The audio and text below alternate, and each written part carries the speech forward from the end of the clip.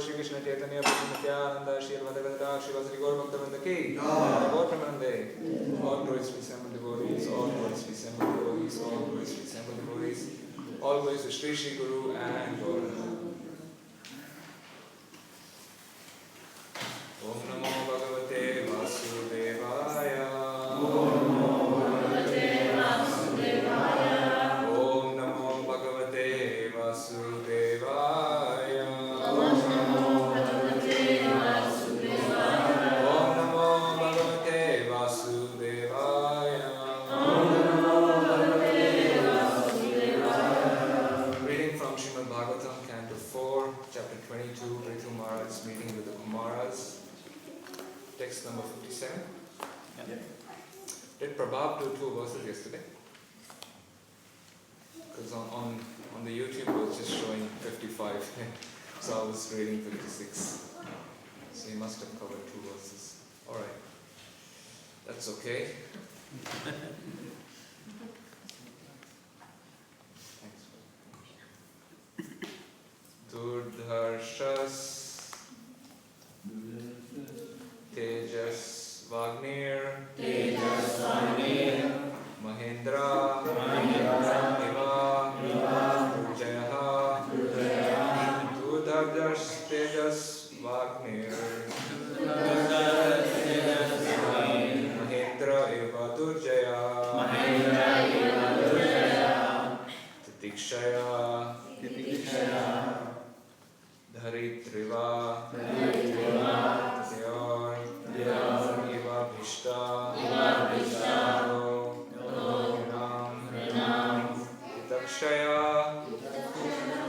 Titakshaya Dharitriva Teor Eva Bhishta Drodinam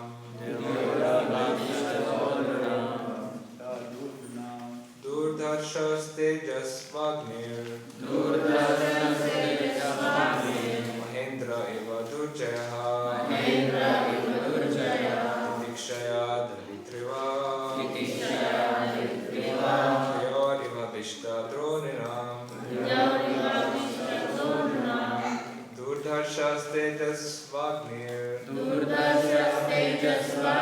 Mahendra Eva Durjayaha Titikshaya Dharitriva Teor Eva Bhishta Drodinam Durdharshas Tejas Vagnir Mahendra Eva Durjaya Titikshaya Dharitriva Teor Eva Bhishta Drodinam Durdharshas Tejas Vagnir Mahendra Eva Durjaya Titikshaya Dharitriva Teor Eva Bhishta Drodinam Vaishnavis. Durdharshas Tejas Vagnir Mahendra Eva Durjaya Titikshaya Dharitriva Teor Eva Bhishta Drodinam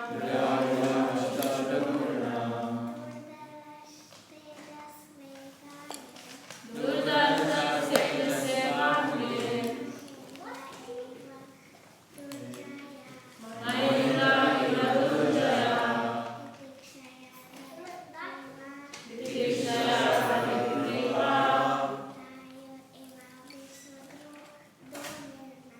Teor Eva Bhishta Drodinam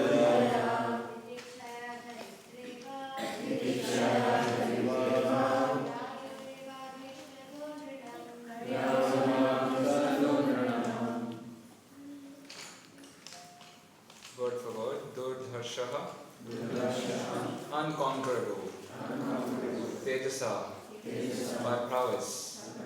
Iva, like. Agnihi, fire. Maha Indraha, the king of heaven. Iva, likened. Durjayaha, insuperable. Titikshaya, by tolerance. Dharitri, the earth. Iva, like. Dhyaho, the heavenly planets. Eva, like. Abhishta Daha, fulfilling desires. Nirnam, of human society. So, since I was reading text 56, I'm going to read that. And 57. So I'll start with 56. 56 translation. Maharaj Prithu became as celebrated a king as Somaraj, the king of the moon. He was also powerful and exacting, just like the sun god, who distributes heat and light, and at the same time exacts all the planetary waters. Purport. In this verse, Maharaj Prithu is compared to the kings of the moon and sun. The king of the moon and the king of the sun serve as examples of how the Lord desires the universe to be ruled. The sun distributes heat and light and at the same time exacts water from all planets. The moon is very pleasing at night, and when one becomes fatigued after a day's labor in the sun, he can enjoy the moonshine. Like the sun god, Prithu Maharaj distributed his heat and light to give protection to his kingdom. For without heat and light, no one can exist. Similarly, Prithu Maharaj exacted taxes and gave such strong orders to the citizens and government that no one had the power to disobey him. On the other hand, he pleased everyone just like the moonshine. Both the sun and the moon have particular influences by which they maintain order in the universe. And modern scientists and philosophers should become familiar with the Supreme Lord's perfect plan for universal maintenance. Text 57. Maharaj Prithu was so strong and powerful that no one could disobey his orders, any more than one could conquer fire itself. He was so strong that he was compared to Indra, the king of heaven, whose power is insuperable. On the other hand, Maharaj Prithu was also as tolerant as the earth, and in fulfilling various desires of human society, he was like heaven himself. Purport. It is the duty of a king to give protection to the citizens and to fulfill their desires. At the same time, the citizens must obey the laws of the state. Maharaj Prithu maintained all the standards of good government, and he was so invincible that no one could disobey his orders any more than a person could stop heat and light emanating from a fire. He was so strong and powerful that he was compared to the king of heaven, Indra. In this age, modern scientists have been experimenting with nuclear weapons, and in a former age they used to release Brahmachars. But all these Brahmachars and nuclear weapons are insignificant compared to the thunderbolt of the king of heaven. When Indra releases a thunderbolt, even the biggest hills and mountains crack. On the other hand, Maharaj Prithu was as tolerant as the earth itself, and he fulfilled all the desires of his citizens, just like torrents of rain from the sky. Without rainfall, it is not possible to fulfill one's various desires on this planet. As stated in Bhagavad Gita 3.14, Partanyad anasambhava, food grains are produced only because rain falls from the sky, and without grains, no one on the earth can be satisfied. Consequently, an unlimited distribution of mercy is compared to the water falling from the clouds. Maharaj Prithu distributed his mercy incessantly, much like rainfall. In other words, Maharaj Prithu was softer than a rose flower and harder than a thunderbolt. In this way, he ruled over his kingdom.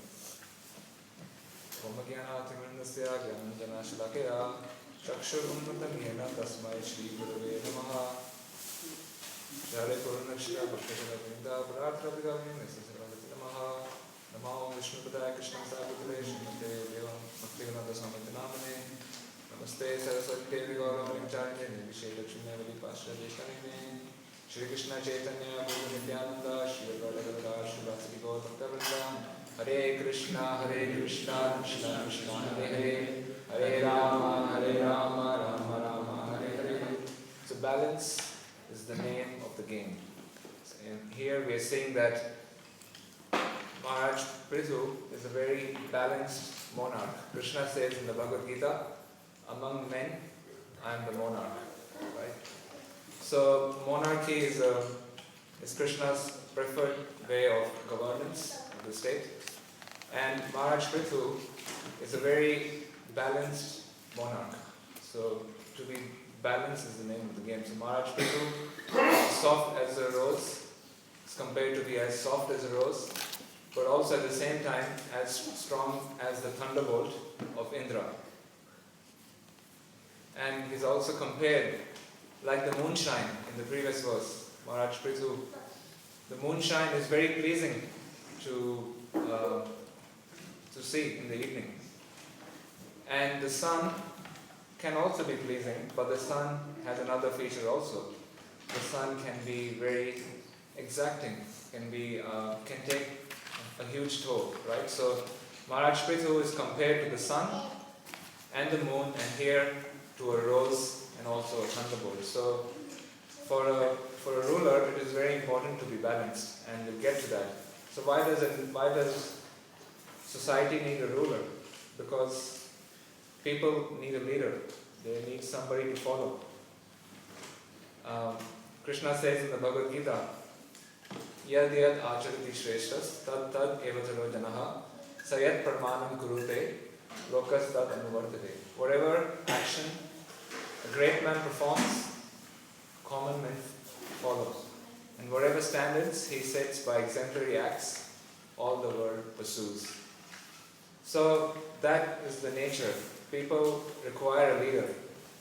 If they could do things themselves, why would they need a leader? If they can, that's why somebody is needed. And Prabhupada in that purport mentions there are three natural leaders in society.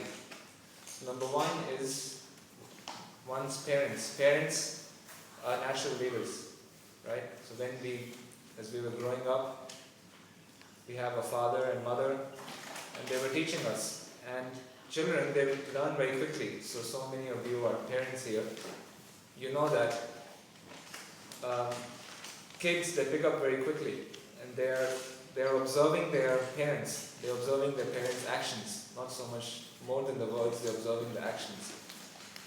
And what parents do, they naturally gravitate towards that and they follow.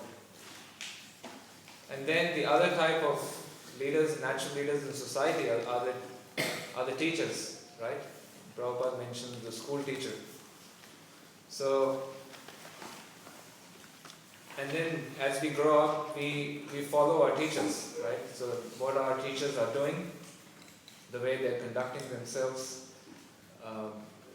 we tend to follow that. So education plays a very important role. And even in society, there's a lot of debate going on at the moment that we need to improve the caliber of our teachers. We need to pay them properly. We need to have good teachers because they are the future of society, right? So education plays a big role. That's why there's universities, schools, and they want to attract higher caliber of teachers. So they're saying caliber of teachers is not good enough. We need to bring it up. So teachers play an important role in society. And then Prabhupada mentioned the third one is the head of state or the king. So a king or the head of a state, they are also a natural leader and people follow them. So whatever they do, people follow them. Of course, there are so many other natural leaders also, like for example, the scientists, actors, sportsmen, sportswomen. So in today's day and age, they're also big leaders.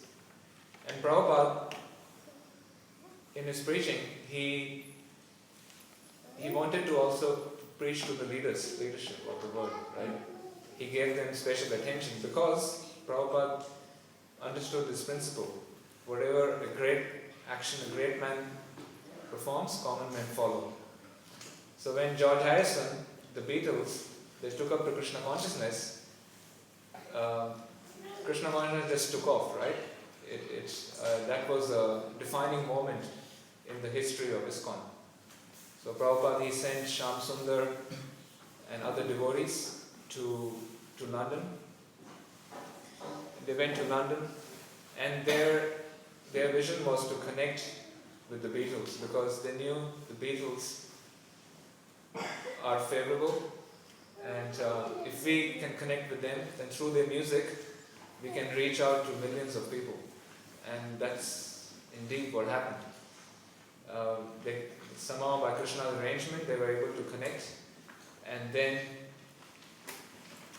the Radha Krishna album came out and was the top of the charts, and then thousands and thousands of people were chanting Hare Krishna, and so many people became devotees and practicing Krishna consciousness to various degrees. So Prabhupada knew this principle, and the head of the state, people follow them, right? So what Trump is doing, the whole world follows, right? So whatever actions he takes, other countries follow because they are the leaders of the world. And people also follow them. He has protectionist mindset, and the whole world is following them. And so we can see, so people need a leader, and in society we have a few natural leaders.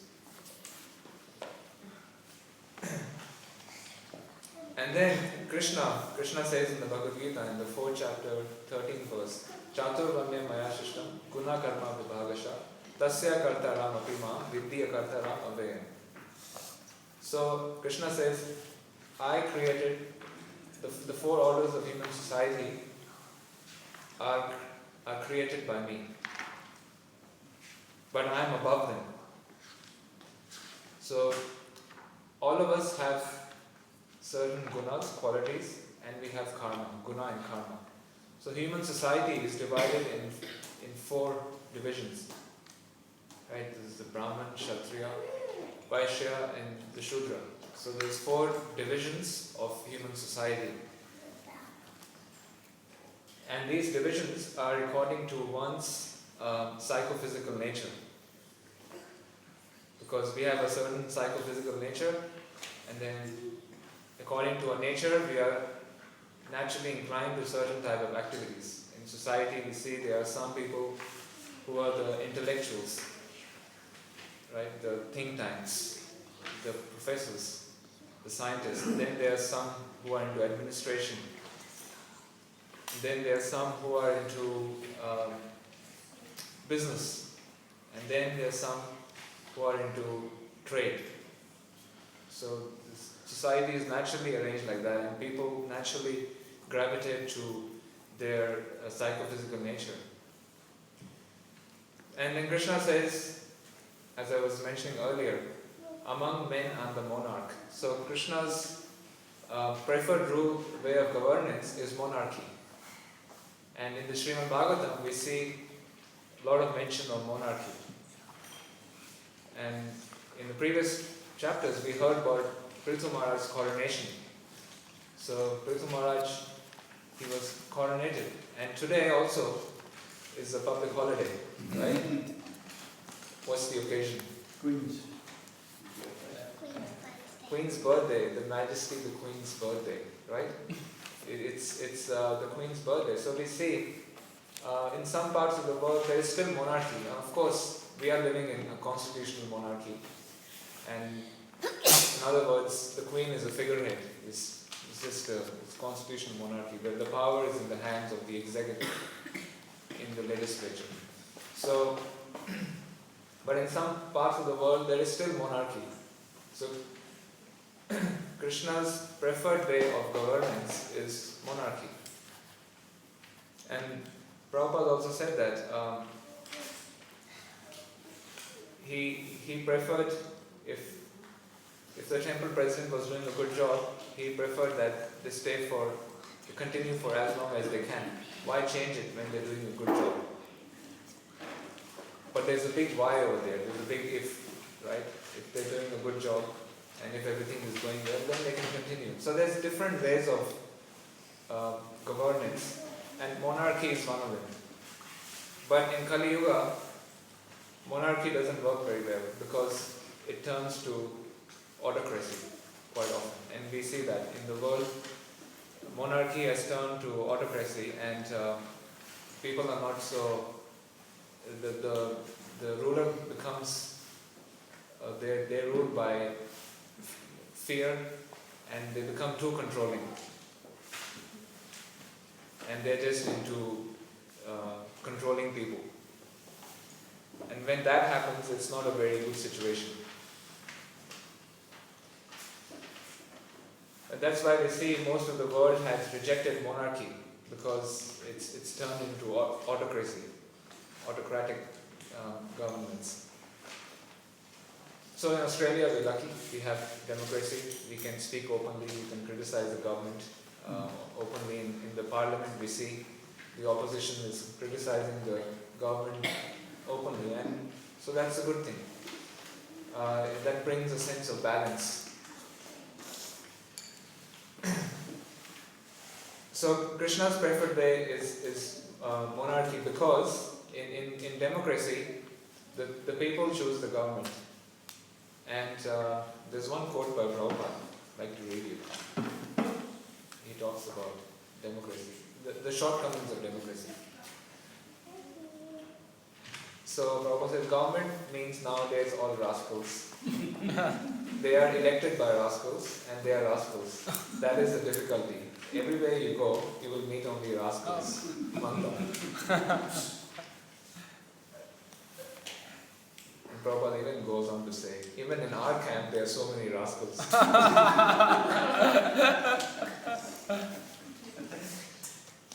Just see the report. Even they have come to be reformed. They are rascals. So that's the point. In democracy, because people are not qualified, they don't know what is the ultimate good. So there is shreyas and prayas, right? So there is short-term good and there is long-term good. So because people don't know what is their ultimate good, which is their spiritual development, Krishna consciousness, and people are only thinking about short-term good, which is sense gratification, then they elect leaders who they think will fulfill their immediate needs. So, and today's governance is all around employment, mainly, right? It's all around employment. The government, the election campaign is all based on jobs, job creation. And then a little bit about climate change and health, and of course all those things are important. But the main duty of a king, and as Prabhupada also explains in the 4th chapter of Bhagavad-gītā, in the first verse, the purport, the duty of a king is to free the citizens of lust. That's the duty of a king. That's the main job. So is to free people from karma, lust for material desires, and to transform their desires into desires to serve Krishna. That is the main duty of a ruler.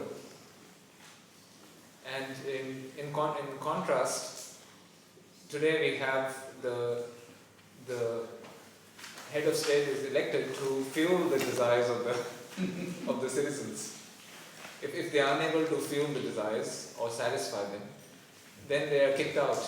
They are voted out and a new government is put in place. And then the people, they're hoping this government will fulfill our needs. But it's impossible to fulfill needs of people because material desires are impossible to fulfill. So, and then people are disappointed, and the cycle just goes on and on. But in the days of yore, we see exemplary leadership. So Maharaj Parikshit, Prithu Maharaj, Yudhishthir Maharaj, Lord Ram, right? And so the king has a very important place because they create an environment where Krishna consciousness flourishes. So their job is to create an environment. So they attract the Brahmanas, they attract the Vaishyas, they attract the Shudras, and they create harmony among society. And so people can advance in Krishna consciousness. That's their role.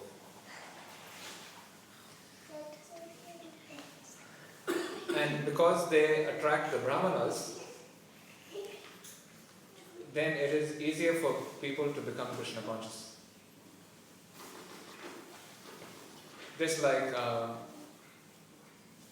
modern government, they create a favorable environment so businesses are attracted to invest in that place. Does any business invest in Afghanistan? No, because there's a lot of instability. So when there is political stability, that attracts the Vaishyas, the businessmen come, and then it attracts the education comes as well. So everything falls in place when there is political stability. So the Kshatriyas, by their political stability, they attract the Brahmanas. So when the Brahmanas come, that leads to spiritual education in the form of temples. So in the form of temples, the role of a temple is to provide spiritual education, just like this temple is providing spiritual education. That's the main duty of ISKCON, is to provide education, spiritual education. So they attract the Brahmanas, that leads to education in society, and then that leads to a good balance. So currently we see the Vaishyas are more or less running the government, or if not directly, but they're controlling it. Right? Businesses are controlling the government. And they're able to lobby very powerfully. So,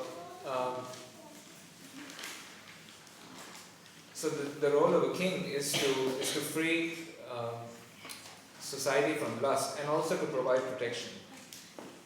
So a Kshatriya means to provide protection. We say Maharaj Parikshit, when he was touring his kingdom, he came across a bull and a cow being beaten, and the bull and the cow were standing on one leg. So 3 legs were chopped off, standing on one leg, urinating out of fear and trembling. So when Maharaj Parikshit saw that, he immediately drew his sword and he was about to kill Kali. So the role of a king is to provide protection from fear. So and even when Vena was, when King Anga left his body, Vena was put in charge. So Vena was a very cruel king.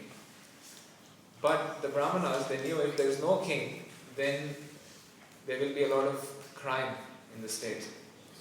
And the dacoits and the rogues will roam freely. So the king needs to be strong. And that's why here is mentioned Prithu Maharaj is like a thunderbolt. So the King Vena was very strong. Though he was very cruel, he was not Krishna conscious, but they had to make a compromise. They had to, it was a bad situation, so they had to make a compromise, and till they found somebody else, they had to put him in charge. So the Brahmanas, they put Vena, and when Vena was there, the dacoits and the thieves and the rogues, they were subdued. So that's the king has to be strong. So the governance has to be very, very strong. And Parikshit Maharaj, similarly, when he saw the bull and the cow being beaten mercilessly, he was very strong.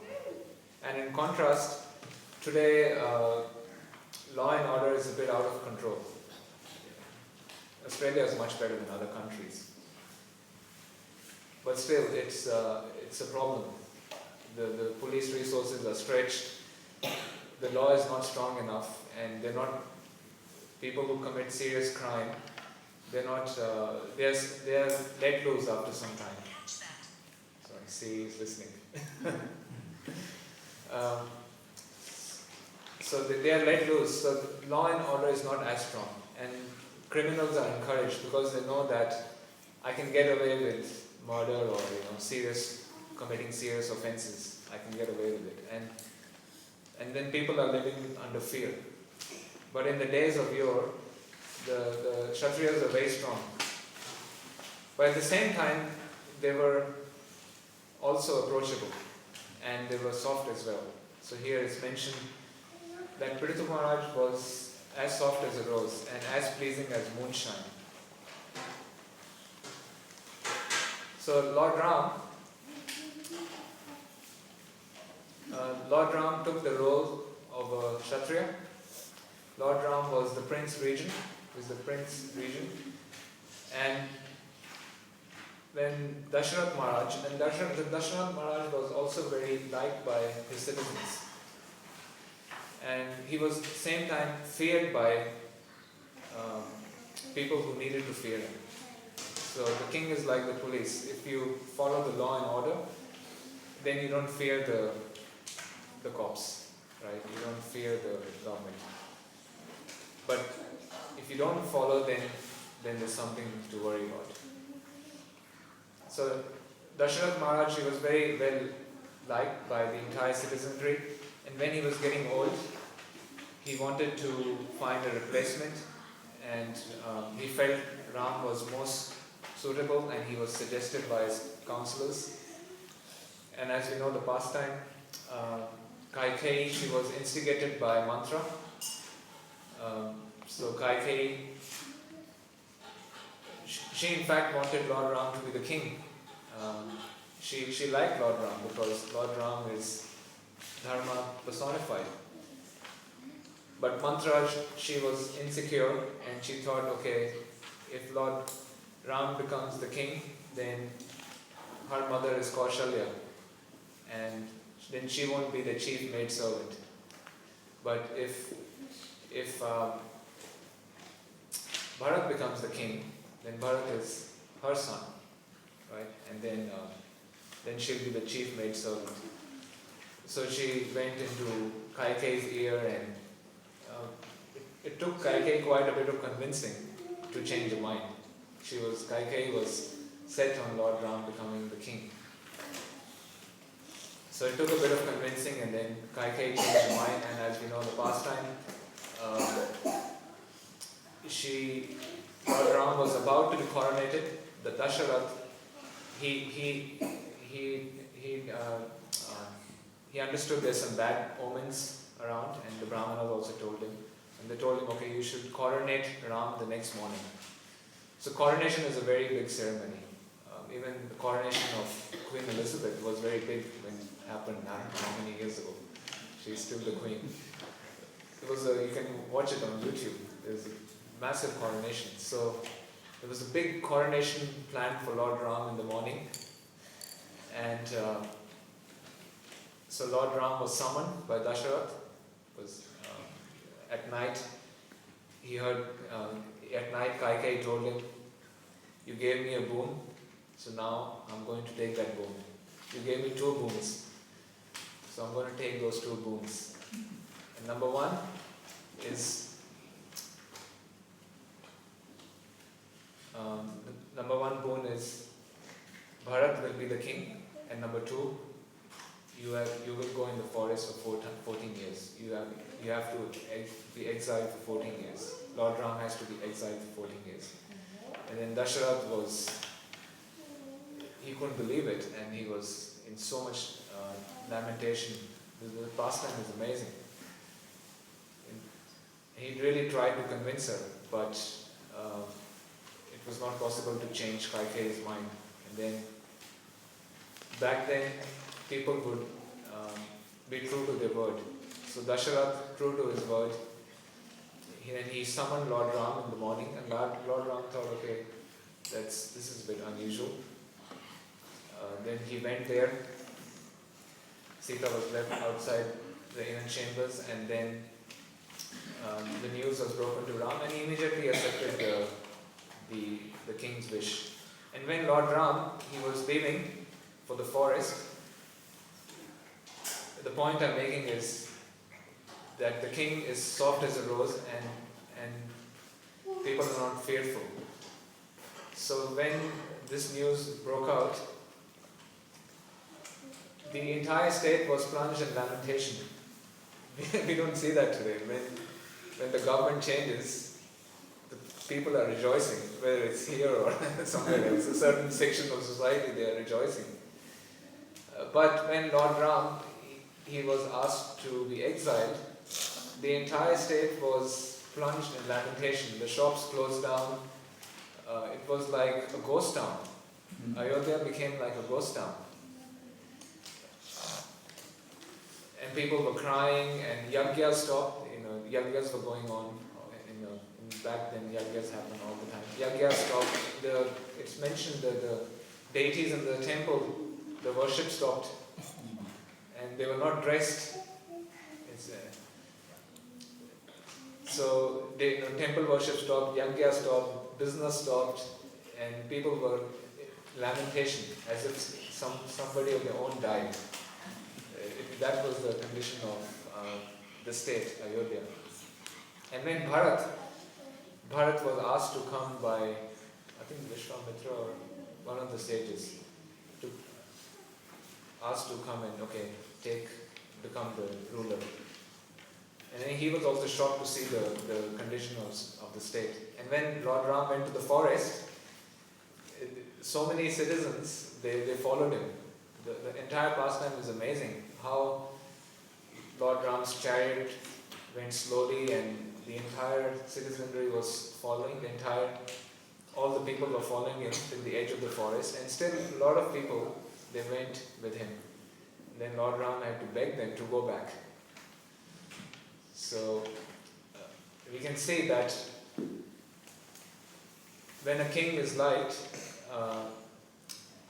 then people really like the king, and the king is also approachable and very soft, right? So Lord Ram was very soft. If people were afraid of him, why would they approach him? They would be fearful of approaching him.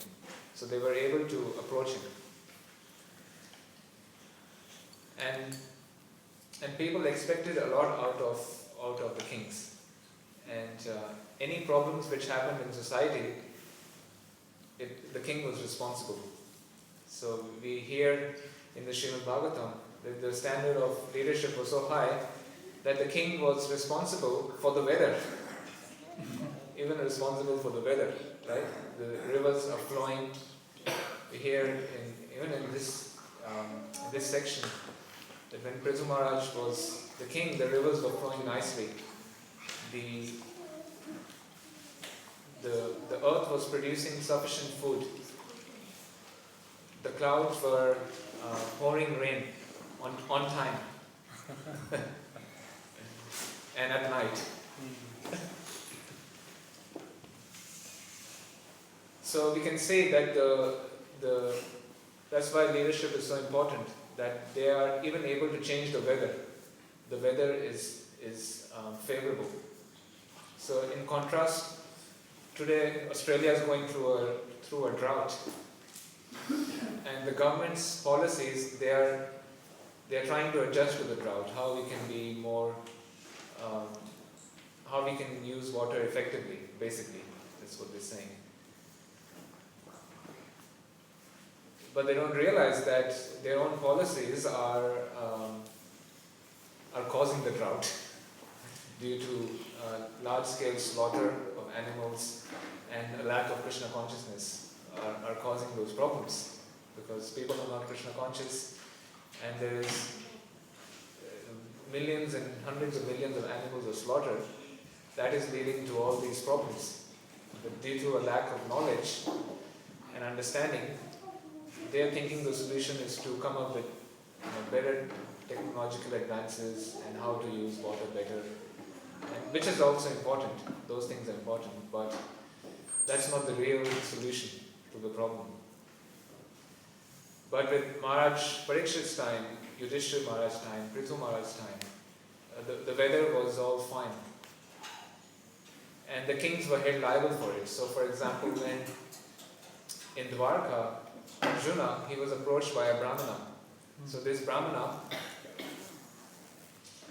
when his wife would give birth to a child, that child would just die straight away for some unknown reason. So it happened a number of times, and the Brahmana was frustrated, and he went to Arjuna's palace. He could go directly to the king. That tells you there were not a lot of problems. That he could approach the king directly. So the Brahmana approached Arjuna and he said, when my wife gives birth, the child just dies and vanishes. It just vanishes. So what's going on? This is your fault. And Arjuna accepted it. He said, how is this possible? This is happening under my rule. So we can see that the kings, they took personal ownership of such, when there were disturbances in society. And then he took remedial actions. Right? So Arjuna, he said, okay, now when your wife gives birth again, he fired arrows and he just covered the area and still it disappeared. You know, that's the pastime Mahavishnu. He stole the child so he can have darshan of Krishna. So that's the Leela, but that makes the point that the Kshatriyas, they were responsible for so many things. They didn't shrug off the responsibility.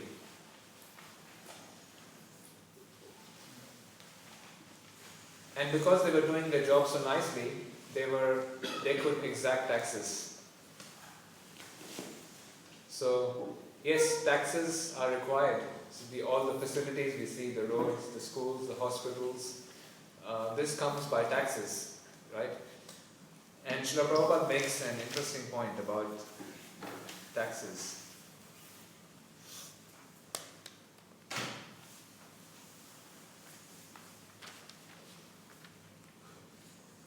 The king would supply everything for their benefit. This is Prabhupada. And because of this, he would levy taxes. If the king of government otherwise levies taxes on the citizens, he becomes responsible for the sinful activities of the citizens. In Kali Yuga, monarchy is abolished because the kings themselves are subjected to the influence of Kali Yuga. Actually, there are no kings or brahmanas in this age, and due to their absence, the whole world is in a chaotic condition and is always in distress. So, yes, taxes can be exacted, but if Krishna consciousness is being provided to people, so otherwise the king gets 1/6 of the sinful reaction of all the citizens. It is mentioned in the Śrīmad Bhāgavatam. He gets 1/6 of the good results of citizen, and he also gets 1/6 of the bad karma of the citizen. So to take taxes is a big thing. So like we have the Commonwealth has their own agency for enacting taxes, right? And they're very efficient in taking taxes. And we mainly have broadly 4 taxes in Australia. We have income tax, capital gains tax, GST and payroll tax. So these are the 4 broad taxes. And then on the federal level we have that. Then on the state level we have various duties. motor vehicle duty, stamp duty, and then the council, they also take taxes.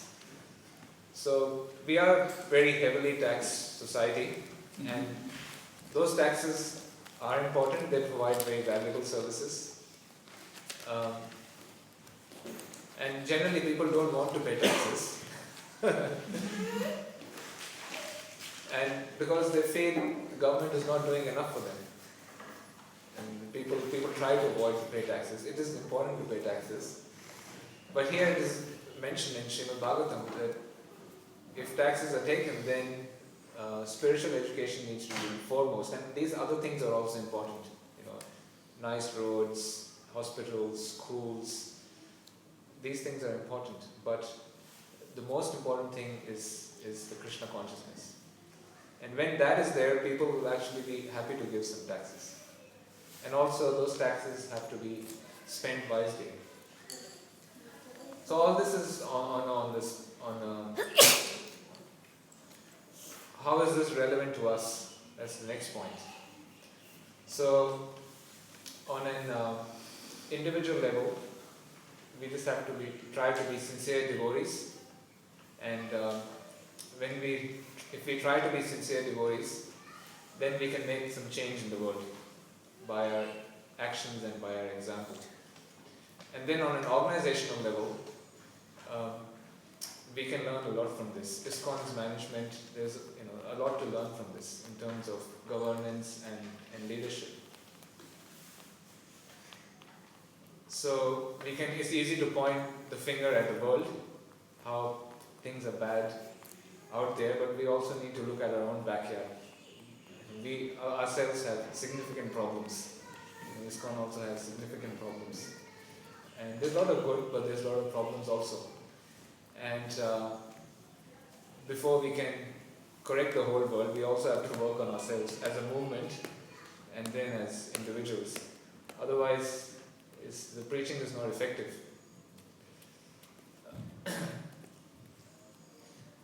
So all the principles we talked about are applicable to ISKCON leadership also. Devotee care, looking after devotees, making sure the preaching is going on, and temples are not places of just collecting donations or living very comfortably. And temples are not meant for that. Select few people living comfortably. They are meant for propagating Krishna consciousness far and wide. So that's on an organizational level and on a personal level. So and Prabhupada's formula was to create brahmanas, right? Prabhupada gave so many directions for management of this institution, for this society. There's one nice quote I'd like to read to you. Do not think in this way of big corporations, big credits, centralization. These are all nonsense proposals. Krishna consciousness movement is meant to be independently thoughtful and competent in all types of departments of knowledge and action, not for making bureaucracy. Once there is bureaucracy, the whole thing will be spoiled. There must be always individual striving and work and responsibility, competitive spirit. Not that one shall dominate and distribute benefits to the others, and they do nothing but beg from you, and you provide. No, each center remains independent. GVCs and sannyasis will travel and see the officers are doing this, and if they observe anything lowering of the standard, they must reform and advise. Or if there is some discrepancy, I shall remove it. Do not be anxious to count up so many number of new devotees. If such devotees go away later, being too early forced, I want to see a few sincere devotees, not many false devotees or pretenders. So and then Prabhupada, this is a very famous quotation, he says, our leaders shall be careful not to kill the spirit of enthusiastic service, which is individual and spontaneous and voluntary. They should always try to generate some atmosphere of fresh challenge to the devotees so that they will agree enthusiastically to rise and meet it. This is the art of management, to draw out spontaneous loving spirit of sacrificing some energy for Krishna. But where are so many expert managers? All of us should become expert managers and preachers. Forget this centralizing and bureaucracy. Letter to Karandhar, Bombay, 22nd December 1972. So, Prabhupada's letters give us some clues. And it's nice now in ISKCON they have ISKCON Leadership Sangha, I think which meets every couple of years, and they're trying to have some leadership training. So when someone takes a leadership role, they know what they're doing, not just thrown in there and got no idea, or they're not even the right person, and then it's just a mess. So leave it there. Any comments or questions on this? Yeah. Thank you very much, Mandir. Hare Krishna. Very beautiful. Nice to have you back. Yeah. And as you said, Srila Prabhupada said, lust must be destroyed first. We have to remove the lust of the people. Then only we can become Krishna conscious. Yeah. We have got so many material desires that they are never ending. And Lord Krishna is trying to fulfill our desires as much as possible. But we have so many numerous desires that it is almost impossible. That's why we have to come again and again. So as you said, pointed out, Krishna consciousness is most important thing. And in government, as you said, even Dashrath Maharaj told Sumant was his minister, told when Ram was exiled, then he was told that please bring him back because he doesn't know. He is a young boy, he has lived in the palace, so he doesn't know what is forest. So just show him the forest and make sure he comes there. And he was in so much anxiety, and then he died because of that. Because of separation from Lord Rama. Yeah. So, one point. Second point you made was very important, I like the education. Education is very, very important, especially the teachers have to be very good. I'll give you an example personally. I had a professor of surgery in my institute in New Delhi, where I was trained. And professor, he was so wonderful. You can approach him anywhere, ask him any questions. You can even shrug his shoulder, stop him. He was so, and we could, as students, we could approach him in their house residence, knock at the door and ask, can we have some coffee? So they were so friendly, and the standard of teaching was so wonderful. A very good example. I can remember there's so many lectures. You would believe. In one lecture, You have good memory, Prabhuji. in one lecture, he said a very important thing was cancer, when it is diagnosed, it's already quite late because a lot of the cancers they manifest quite late and there is no symptoms. We have put examples in our own ISKCON, like cancer prostate and cancer breast and stomach and whatnot. I won't go into details, but he said that once it is diagnosed on the basis of histology, if it's American cancer, then, for example, let us come to breast. In breast, when the cancer is, the biopsy diagnosis, we take some sentinel nodes also. And if they are positive, and the cancer is showing malignancy. So what's the point you're making? The point is that lumpectomy is not the answer. What some surgeons are doing, just lumpectomy. They take the lump out, send it, and that's the treatment. And then they do chemotherapy. And chemotherapy has got so many side effects. You wouldn't believe it. That when the patients they go through chemotherapy. So the point I'm making that they should take out for example, breast, they should take out the whole breast and nodes. Well, so this is the most important thing. So as we should take second opinion, just don't go by one opinion. That's the main thing. Okay, thank you, Babu. Thanks for the advice. So education, and you covered most of the things. Hare I Krishna. didn't make a note, otherwise I would have told you. You've got a strong memory. So thank you very much for it. Thank you, Hare Krishna. And I want to hear some more. Any other points or questions? You were talking about how minority is not good, nepotism is not good. If you like, I'm just thinking about when King Anga was there. Everybody knew that King Vena was not eligible, right? But he was still made. So they had no any other option to choose from. Like why it had to be, it had to come with nepotism only. That okay, because the son, otherwise the son has to be a kid. Yeah, they didn't have any from what I've read, they couldn't find anybody suitable to be the next monarch. And then they had to make the best use of a bad bargain. So they put him in charge because having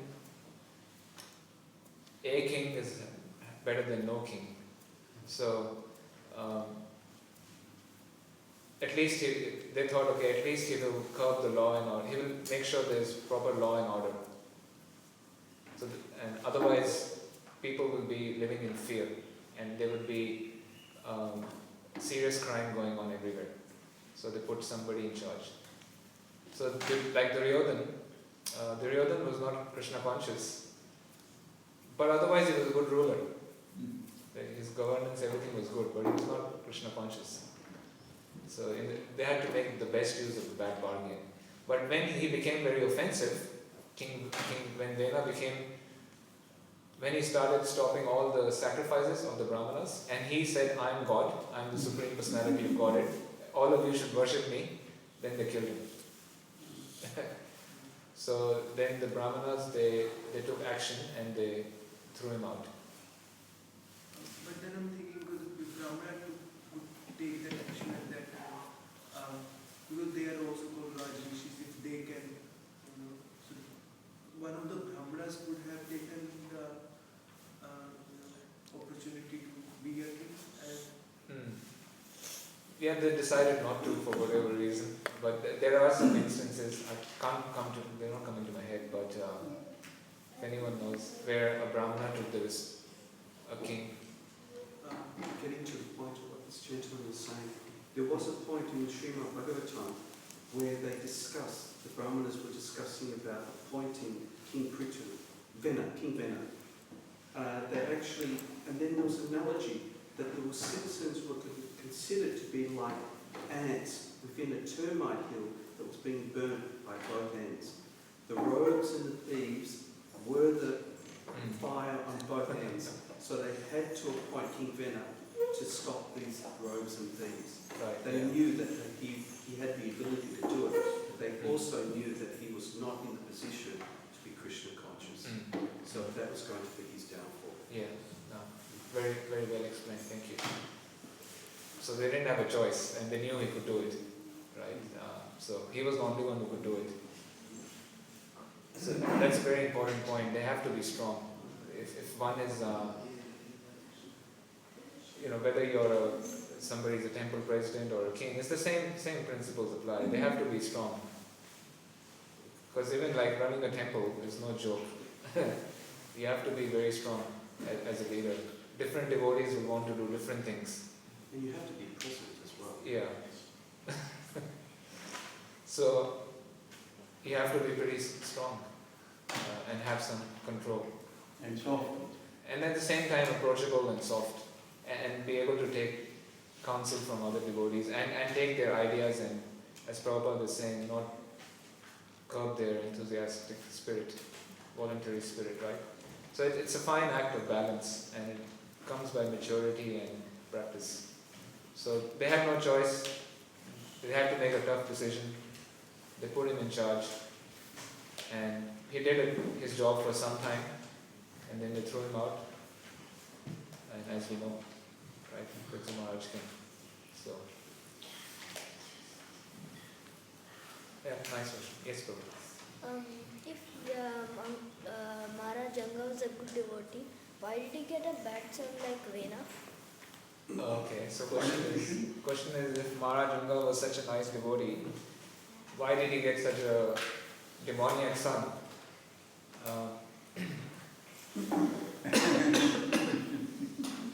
Yeah, so good question. It's no guarantee just because somebody is a good devotee, it will all work out well for them. And even Advaita-Acharya is Mahavishnu, right? I think how many sons turned out to be Mayavadis?